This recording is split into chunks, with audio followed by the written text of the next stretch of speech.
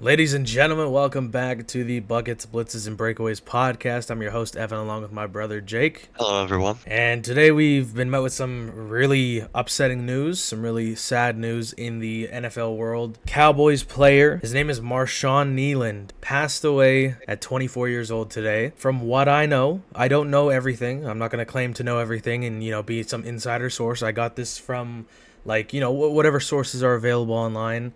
That's all I have at my disposal right now. But I heard apparently it was a failed traffic stop. He sped away, and then he abandoned his car, and then he was found with a supposed self-inflicted gunshot wound. I don't know anything about it. That's just what I've been told. That's what I see on ESPN. It says apparent suicide. I'm not too sure, but honestly, I feel for his family. Apparently there was something with his girlfriend or somebody saying that he was armed and not mentally stable. People were saying that it has something to do with CTE or something. I don't know too much about it. All I know is that a life was lost at way too soon. So rest in peace to him. I personally didn't know that player too much. I just kind of knew him, I knew about him from the Cowboys game against the Cardinals. I didn't know they recently traded for him either, which kind of sucks. But rest in peace, and obviously prayers up to his family and friends. But moving on though, because I'm not gonna put that as the thumbnail, or I'm not gonna try and use that as like a money grab or trying to steal viewers or anything. I'm not gonna get clicks off of that because that's a tragedy. I just needed to pay my respects. But moving on, there was a lot of trades this week.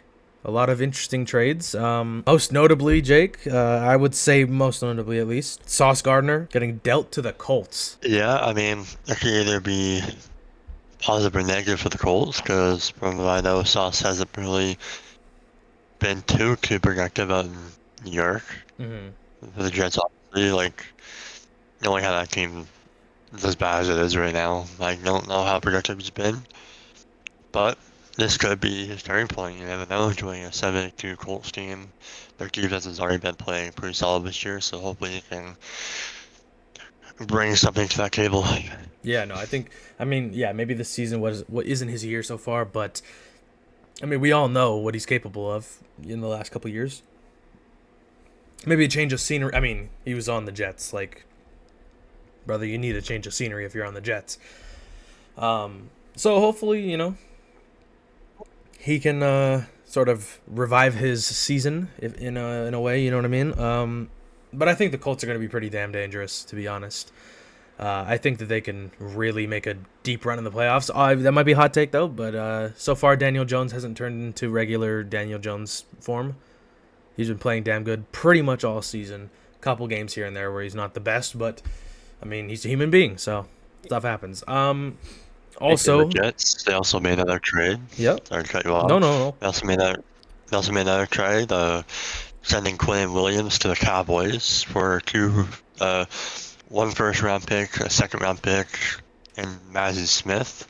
Okay, so they're building up picks for the future. That's always good. And the Cowboys giving up a first is kind of funny because it's the Cowboys. This season, they're not known for winning. I don't know. Williams he's not bad.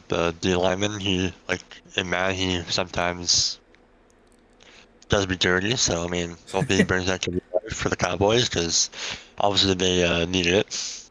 There we go. The Buckets, Blitzes, and Breakaways podcast, where we we draw parallels to Madden over here. No, don't worry, I do the same. I was just gonna say though, I didn't know much about Quentin Williams because obviously I'm getting into football a little bit more as we go. Just trying to, I'm not at the point where I know a lot of the depth players, or I don't even know all of the really good players. Just getting to know stuff. But another big trade, Rashid Shaheed gets dealt to the Seahawks for a couple picks as well. I think that's really good for the Seahawks because Shaheed is I feel like he's a very productive second string receiver. I think now he's probably going to be the third string. With JSN, he's definitely not losing touches. But Cooper Kupp, maybe he could share time with Cooper Kupp, but I doubt that. I think that Cooper Kupp's for sure the number 2. But Shaheed is a number 3. That's a pretty damn good option. Cooper Kupp hasn't been overly productive this year either. Oh yeah, no. Not only has a JSN take over everything, but Cooper Kupp still hasn't been as productive as he has been in the past year. So who knows? This could be Shaheed's time to take over that second wide receiver role, but we'll have to see. Yeah, and obviously I love Rashid Shaheed. He's been on my fantasy team for 2 years now, and he's been very consistent. Well, for the most part. Earlier this season he wasn't, but last season he was a dog up until he got injured. And then this season so far, like over the last couple weeks, he's been pretty damn good and spotty throughout the rest of the year. But I'm excited, like out of fantasy, obviously, I'm excited to see him play for the Seahawks for a winning team. You know what I mean? Like it must be tough being on the Saints. Like just I mean it's a rough team to be a part of, I guess. Just from looking at from the outside perspective, looking in, being on a losing franchise is probably never fun. So, you know, I mean, the Seahawks have proved themselves. They have one of the best defenses in the league, one of the best offenses in the league. They're running it really well over there, and JSN's developed into, I would argue, a top 5. You could even say possibly a top 3 receiver in the league. There's an argument to be made for it, at least. What is your opinions on that? Do you think that he's a top 5 receiver? Not Shaheed, by the way. I mean JSN. Oh, that was a bunch of clarify Yeah, that. no, Who are you no, talking Shaheed, about? brother. No, No, I mean we're looking at maybe top 30, but maybe that might be pushing it. I don't know. I mean from this season alone, I can see JSN being a top 5 receiver for sure, Mhm. because he comes up huge in big games, as we've seen multiple times. Yeah. I mean, if it's not top 5, I can definitely see top 10. Yeah, that's fair. Okay, that's valid. But yeah, no, I think that's the Seahawks are going to be a problem. I'm actually honestly super pumped to see them in the playoffs.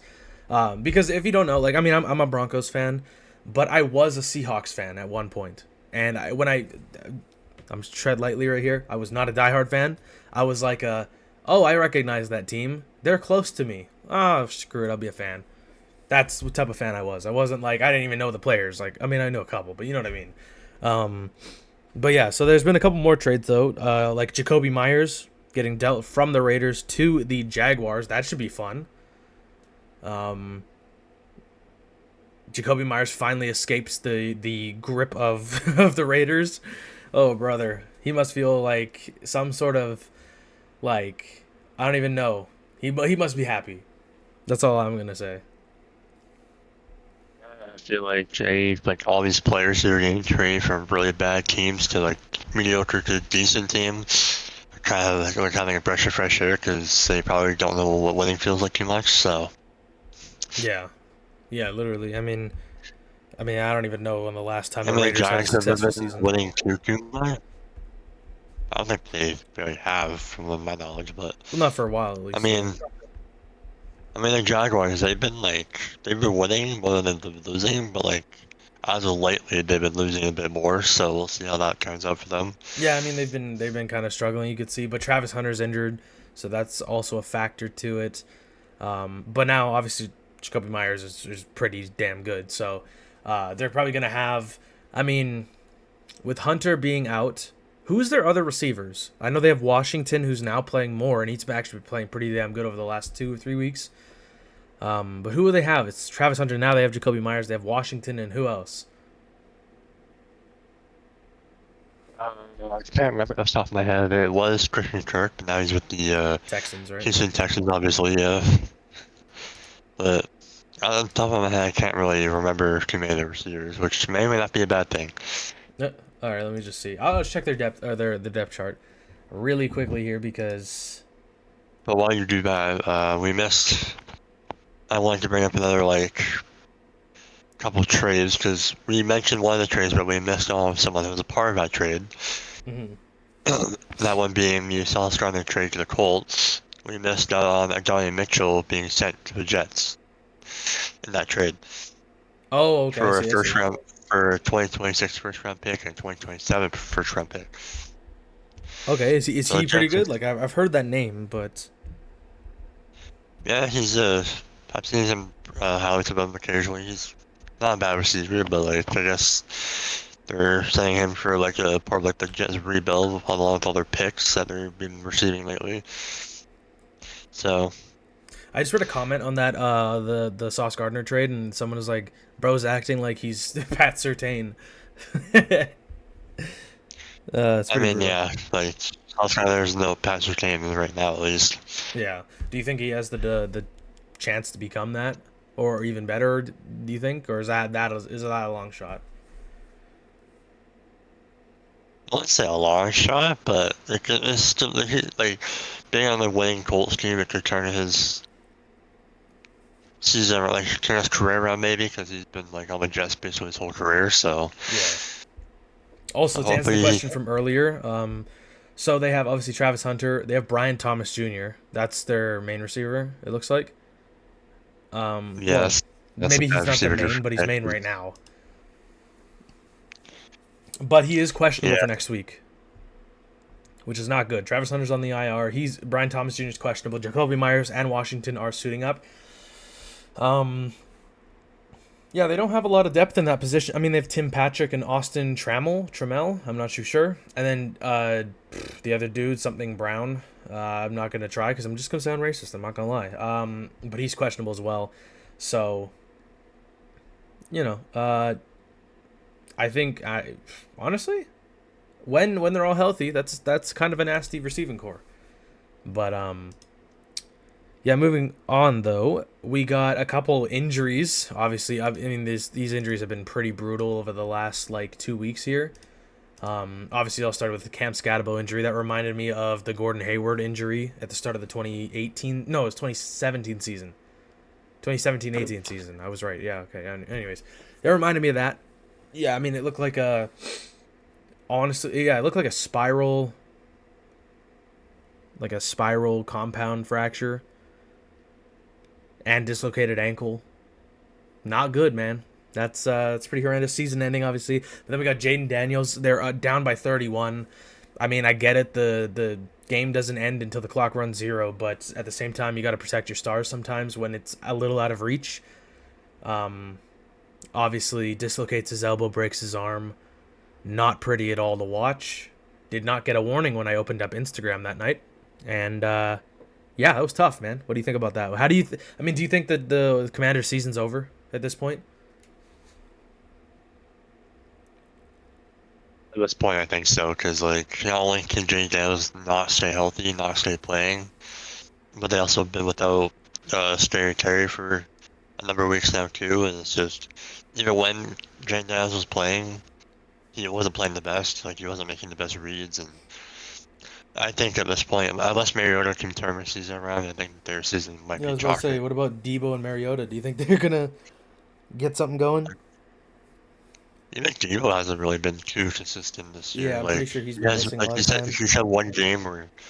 I mean, that is he had one game where he kind of went off, but like besides that, he's been like under the shadows. Well, this So is his unless like chance. yeah, unless Mariota turns the season around somehow, like turns Game Zero around somehow, I don't think the Commanders will make the playoffs. Yeah, I mean that's. I don't think they're gonna, to be honest. Like, it's not looking good. At least I'm just gonna say that. I'm not gonna make any judgment calls or truth claims, but it's not looking pretty. Another injury as well. Tucker Kraft. It was speculation for about a night and a half, like about 24 hours or so. Um, Turns out he tore his ACL. That's pretty brutal. He's been having a hell of a season for the Packers, and now they lose their best tight end. How do you think that's going to affect them? They're what are they 5-2 now, or are they 6-1? Oh, they have the tie as well. Pretty sure. 5-2-1 now after losing to the Panthers last week. Yeah, I just realized that Um, like none of my math added up right there. So thank you for recovering. I'm not even going to edit that out because I'm too lazy. But yeah, go ahead though. They're 5-2-1. I mean, yeah, like you were saying, Tucker Kraft was like on pace to have his best year of his career, Mm-hmm. and like he was going off, but he surprised a lot. He opened a lot of eyes. Like They opened my we don't eyes. know, like we know, yeah, like we knew what he was like. He could do something, but like the step he took this year was insane. All for it to be crumbled, obviously. Yeah. Um, but I mean, that could affect them because they've been losing games they shouldn't be losing this year, such as to the Browns, to the Panthers. Mm-hmm. Like the teams they should be walking all over. Just looking at their rosters. But I mean, I don't know. It'll obviously be a big loss because he's been a big part of their success this year, obviously. But Absolutely. Yeah. I mean, yeah, he got 6 touchdowns for him this year, 32 receptions for 489 yards. Like he's doing something right. He's also 25 years old. So, ACL injuries are no joke, and I'm not going to try and downplay them. Like, it's easy to come back from, but he's 25 years old. There's a good chance that he can come back from it and still have a successful career. But I do think it's a crazy loss for the Packers. They don't exactly. I don't know who their depth. Let's see who the depth chart is looking like. They have Luke Musgrave and John Fitzpatrick backing them up. Now, I am no scholar, but I don't know who those guys yeah, are. Luke Musgrave is definitely getting a new start now because he's like I don't know too much about him, but like I know he can be productive, so I Okay. could see him coming in to take over that new time spot. Okay, Not and I mean new spot, like he's pretty similar in stature to Tucker Craft as well. He's Tucker Craft 6'5". He's Luke Musgrave 6'6", 253. So they're only a couple pounds away. They're both 25. 9 receptions for 88 yards. I mean, he's a backup, so I don't expect him to get crazy touches like that. But hopefully, he can sort of bring some of the energy that Tucker Craft brings to this team. Otherwise, they're going to be in a lot of crap. I mean, it's a good thing that there are other players. I mean, Jaden Reed's injured, which sucks, but hopefully the other guys can pull through for them and they can continue the season. It's a good season so far. Like you said, though, they've been losing games they should win. Hopefully they can get over that hump. But is there any other big injuries that happened over the last couple weeks? I mean, there's Travis Hunter being injured. We already sort of touched on that a little bit. I mean, Terry McLaurin's been injured for eons, it seems like. I guess if you want to say Fred Warner, but I think that's kind of old news at this point too. That was also a brutal injury, I'm not going to lie. That was tough. I saw that. Your ankle doesn't need to turn that way. I just heard you got hurt. Huh? So like I didn't see the injury at all, but I heard it was pretty bad. Yeah, his leg was broken in half. Like it was. I don't even think it was his ankle. I think it was literally his shin bone was like not in the right place. Like it was bad. I watched it a couple weeks ago, so my memory's a little foggy about it. But yeah, not the prettiest injury to see. And how old is Fred Warner now? Is he pushing 30? He's definitely getting up there in age, but he's 28 right now. Okay. Well, I mean, hopefully his recovery goes well, his rehab.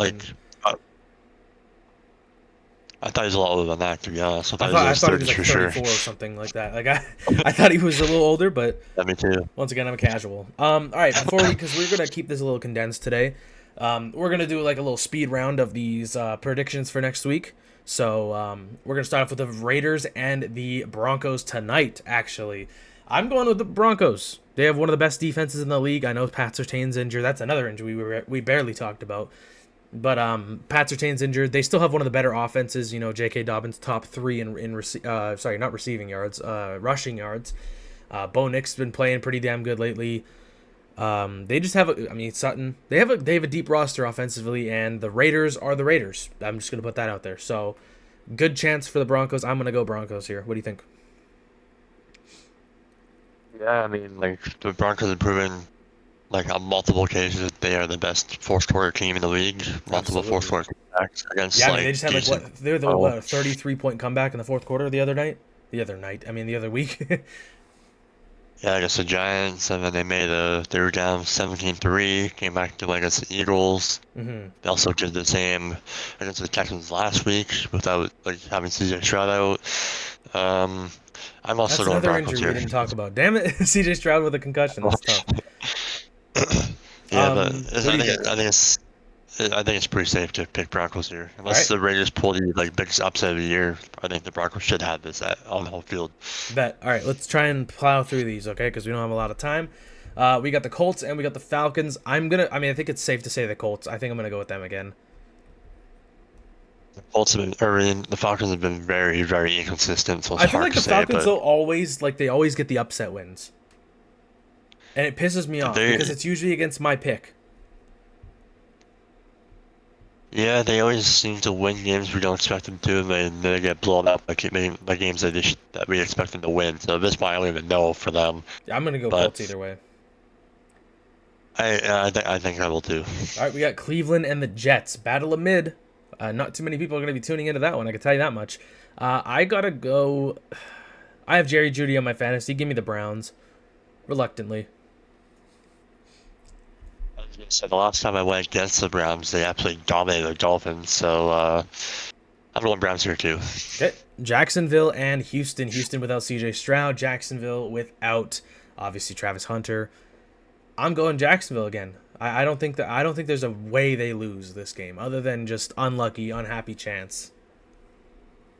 Who did you say the Jags are facing again? Jags are facing the Texans without C.J. Stroud. Ooh. I mean, the receiving core for Texas is still going. So Yeah, I that's true. mean, That's also true.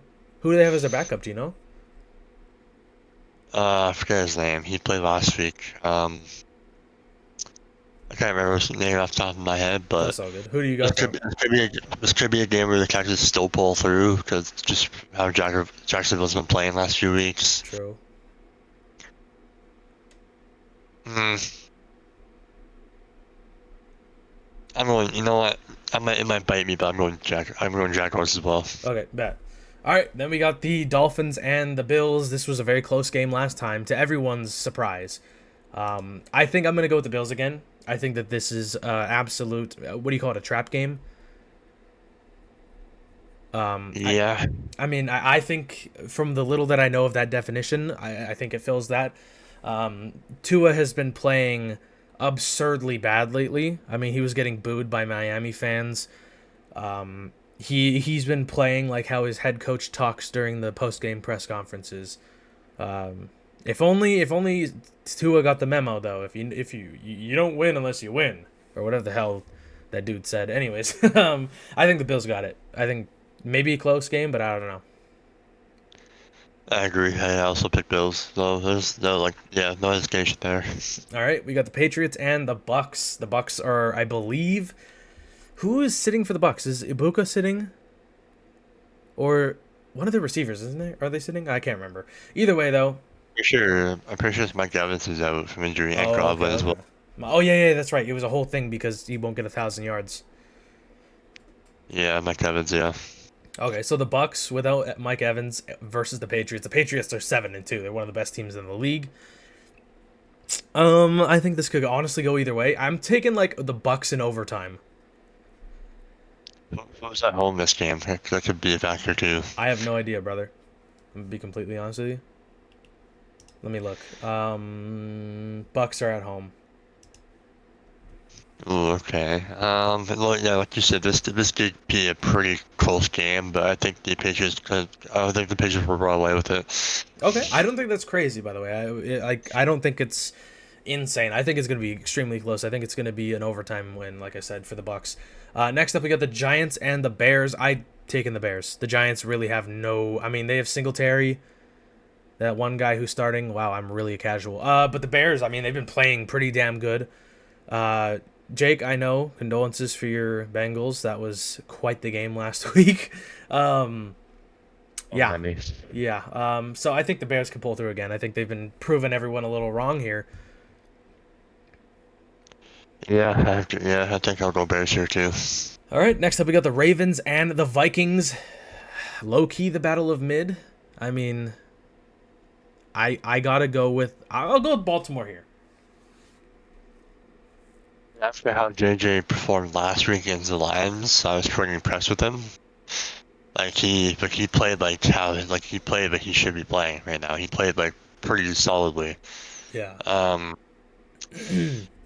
This could be a close game because I like his defense is no joke right now. They played so well last week too. That's true. And I mean Lamar's back, so that could make it a better game.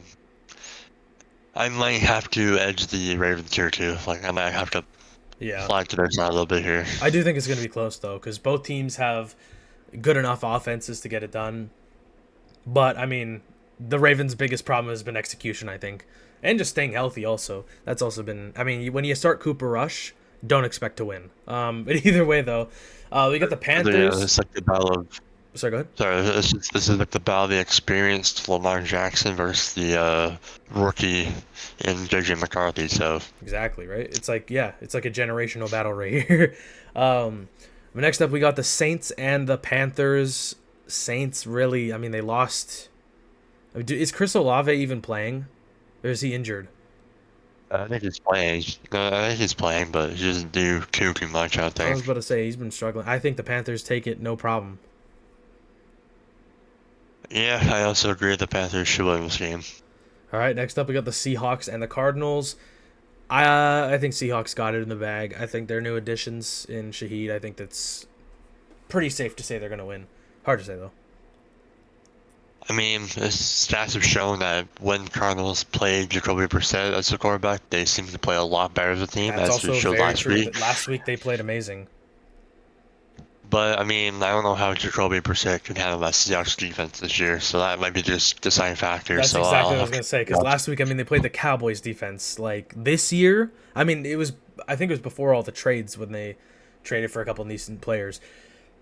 But I just don't think the Cardinals can get it done. I mean, it might be close if Jacoby Brissett can play like he did last week, but it's hard to say, man. So I'm gonna go with Seahawks for sure. I do. All right, bet. Next up, we got the Lions and the Commanders. Lions. I think it's gonna be unanimous here. Yeah, with all the problems happening out in Washington, this should be a not simple win, but this should be a win regardless They of the should win score. this, yeah, absolutely. For Lions, yeah. All right, next up, more evenly matched up on the records at least. We got the Rams and the 49ers, 6-2 versus 6-3. I got honestly, look, I think it's going to be a very close game as well. I think that the Rams can take it though.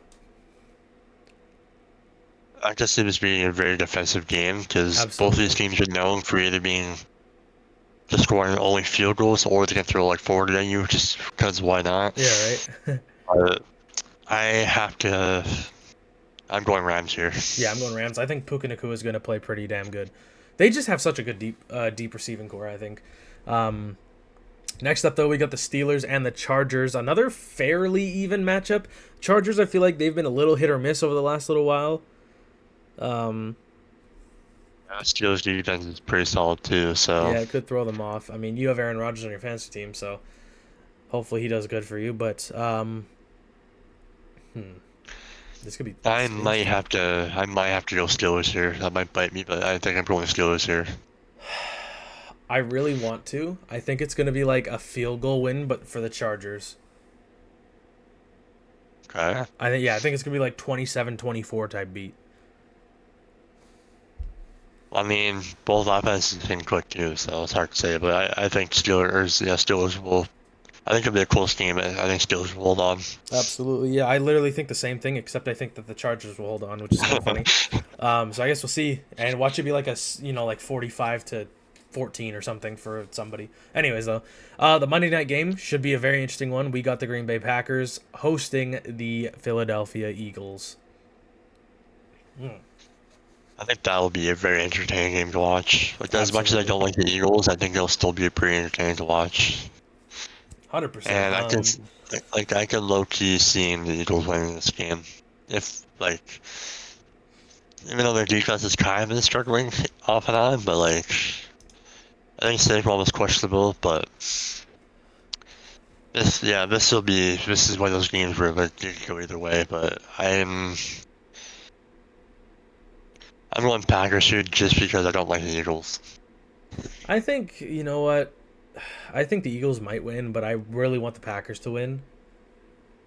I also don't know, though. So I think I'm going to go with the Eagles to win, but man, do I really want the Packers to overcome this team. I mean, with the losses the Packers have had this year to really bad teams, it's making me see how they handle like a team like the Eagles. Yeah, this could be a big test for them for sure. They're first in the NFC North. You know what? It's a test, man. I'm changing my answer. I'm going Eagles, but watch that bite me. Yeah, I know. I was about to say, because now I want to change my answer since I know for a fact it's going to bite one of us, and I know I don't want it to. I don't know.